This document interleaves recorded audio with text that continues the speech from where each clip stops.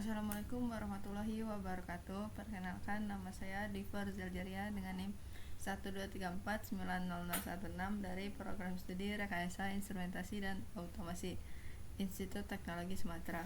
Pada kesempatan kali ini saya akan membuat tugas video dari mata kuliah Praktikum Pneumatik dan Hidrolik modul ke-11 yang berjudul Interlocking 3 Silinder Sekuensial.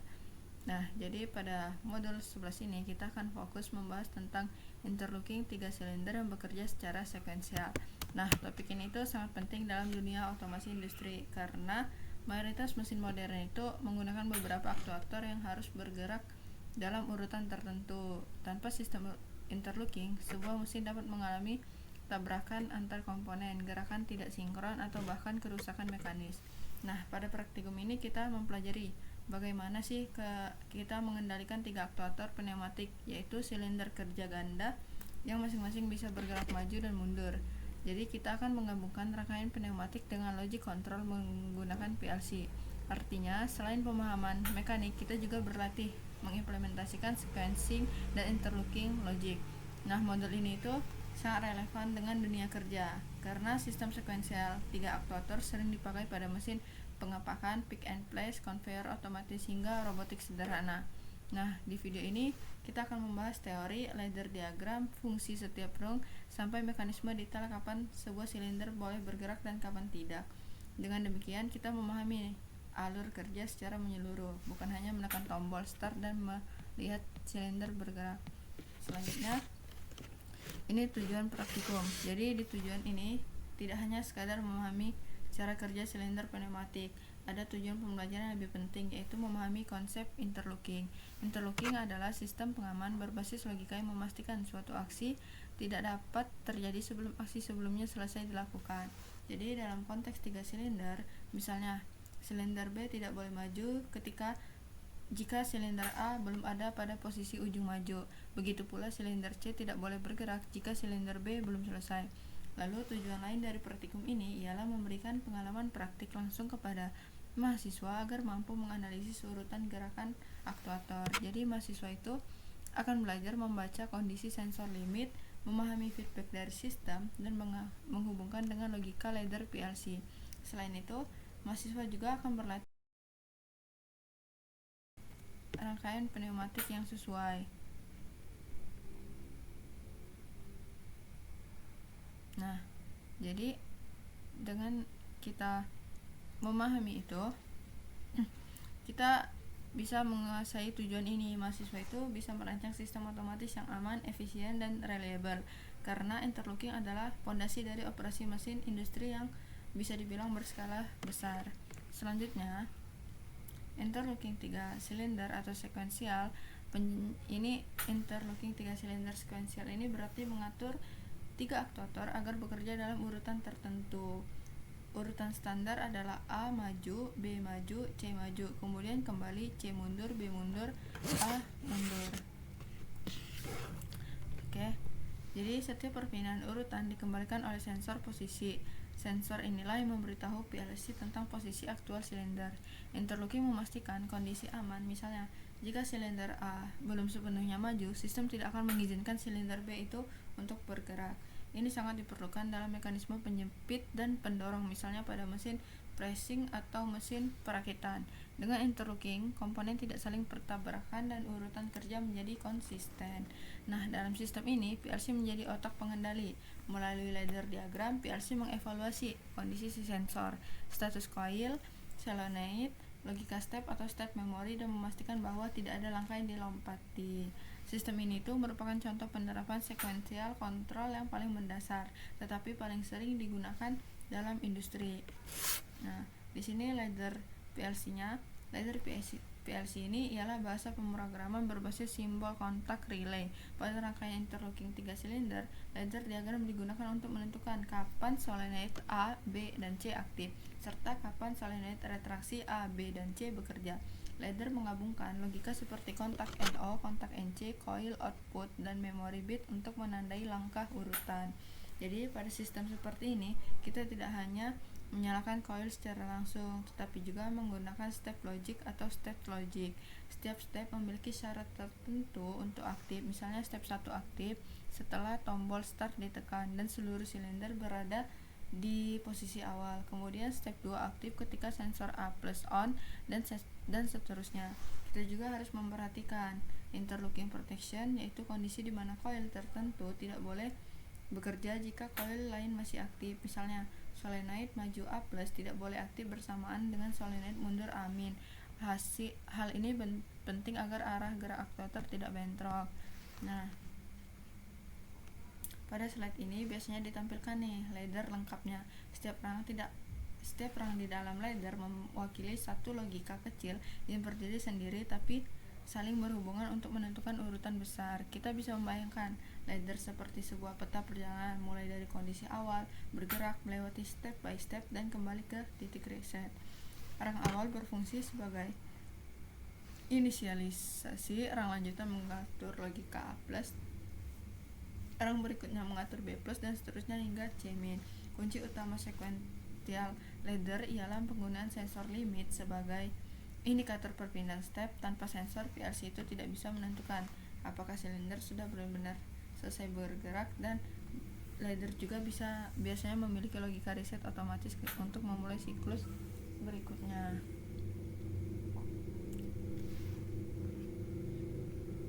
Nah, di sini kita akan melakukan demonstrasi. Jadi kita menunjukkan realisasi laddernya itu. Mari kita coba buat, kita buka CX programmernya.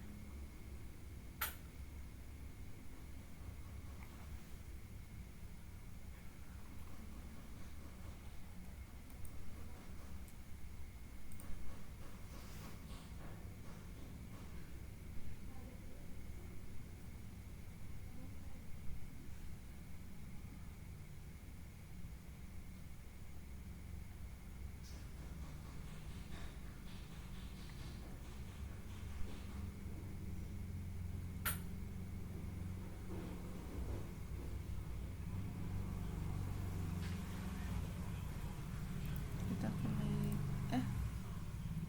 salah.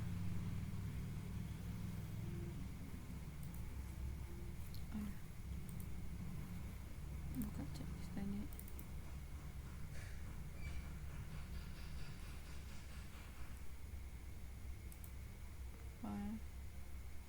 Ini modul 11, lalu CP 1L SB. Oke. Nah,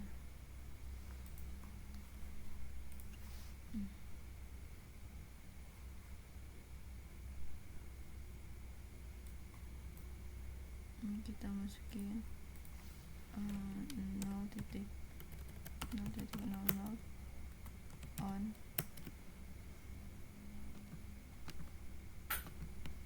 0.01 off,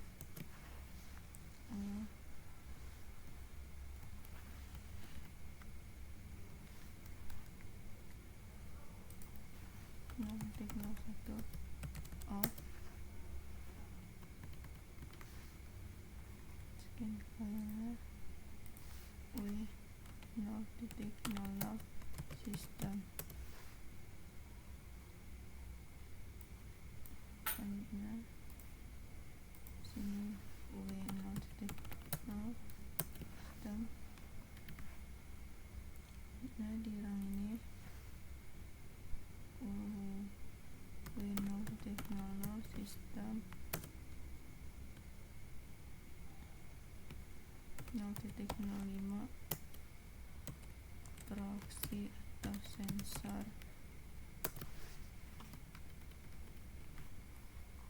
Coil W 0.04 out posisi.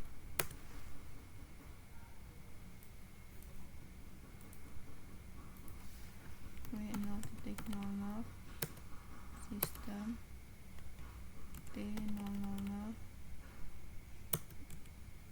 ting S1 maju, T0002 tim mundur koil 100.00 S1 press. Selanjutnya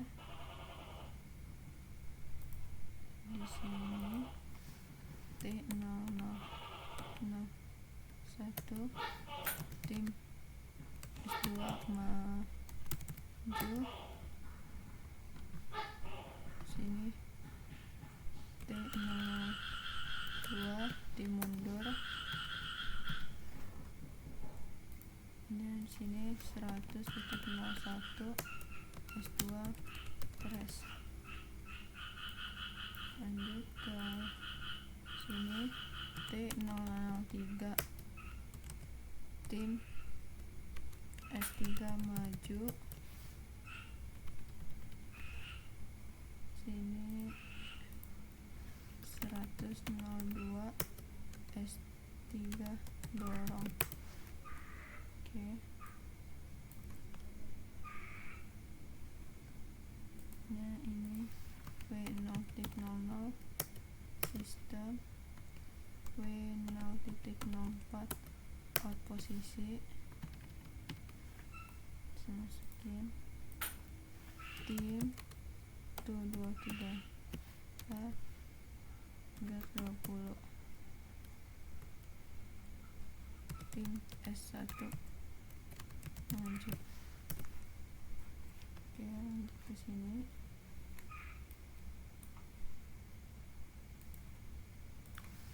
W0.00 sistem T000 tim S maju,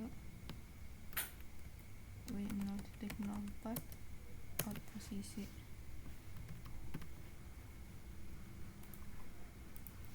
tim 001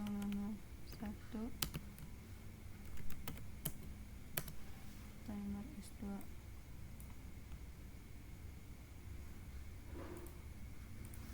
W0.00 sistem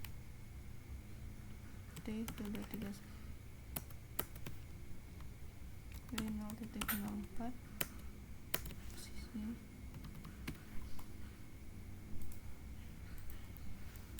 tim 0002 ber 20 tim mundur, W0.00 sistem T1232 tim mundur, W0.04 posisi, tim 23.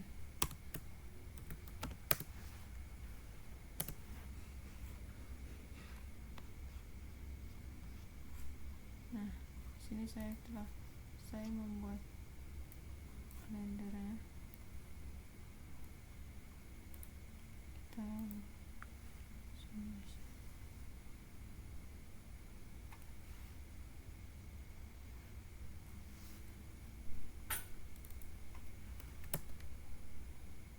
Nah, jadi rang pertama ini berfungsi sebagai initialization. Ketika tombol start ditekan, PLC melakukan pengecekan apakah semua silinder berada pada posisi mundur.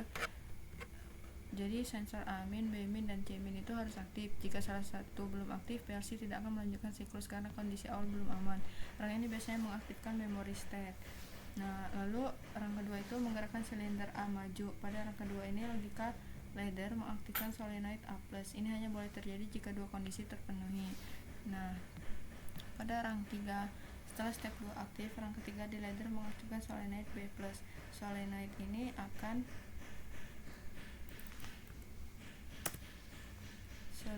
ini akan membuka jalur udara ke silinder B sehingga ia maju, namun logika rang ini biasanya menambahkan interrupt tambahan. Lalu pada rang 4 itu dia menggerakkan silinder C majunya.